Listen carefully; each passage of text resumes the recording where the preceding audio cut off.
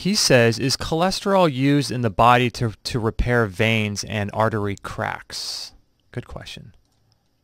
Well, it's used to repair a lot of things, usually at the cellular level.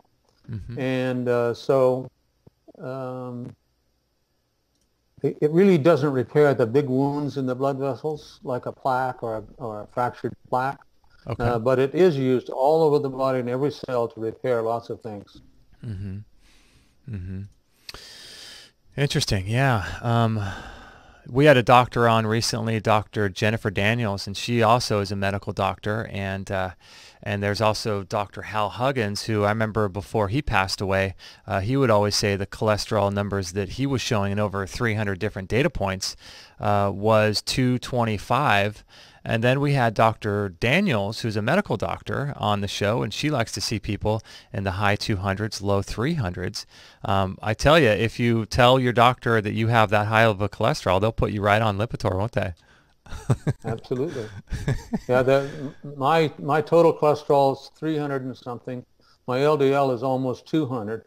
And the cardiologist I'm going to now for these blood clot problems was just freaking out. Wow. He had a panic attack when he saw those numbers.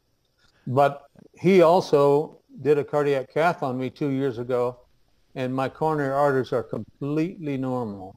Interesting. In spite of my whole life of having a total cholesterol of over 200. So there you go. That's an anecdote, but it's important to me.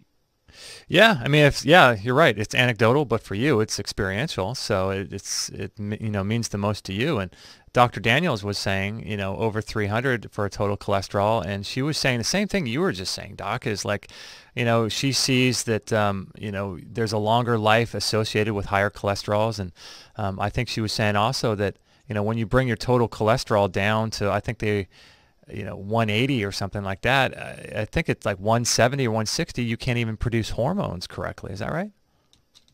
Yes, they're used to produce all sorts of hormones. And so the idea that we should reduce cholesterol and the idea that we have good and bad. So, Justin, maybe we should write a book, The Morality of Molecules or something like that. Yeah. I mean, how's a molecule good and how's a molecule bad? I mean, the whole thing has been twisted in such a lie to promote this idea of treating a number. And it is treating a number. It's not treating the disease. Mm-hmm. It's doing nothing to the disease. And the idea of so-called atherogenic dyslipidemia that's not even an accurate term. There's no such thing, although it's used all the time. Mm-hmm. Yeah, I've heard it said before that just because cholesterol is found at the scene of the crime doesn't mean it actually committed the crime. And, it's kind of similar to how our bones are full of calcium, but, calcium is a sort of an end-chain biological transmutation process when different minerals combine with each other, like selenium and magnesium and things. And your body creates calcium out of those things. And just because there's calcium in a bone doesn't necessarily mean that you need to eat lots of calcium. And same thing with cholesterol. It seems like there's some other process there and some reason for that being there. And like you said, it's probably most to do with healing inflammation and inflammatory processes. It's healing and building hormones and things like that, right? Yes. So it's basically cholesterol is an energy carrier to deliver triglycerides to the cells.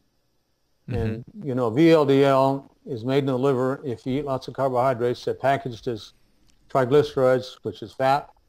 And the VLDL then carries that fat to the cell. When the fat is gone, it becomes LDL. And so it's completely irrelevant to heart disease. The key is what is injuring the blood vessels. That's the way we change this process, not by treating some number.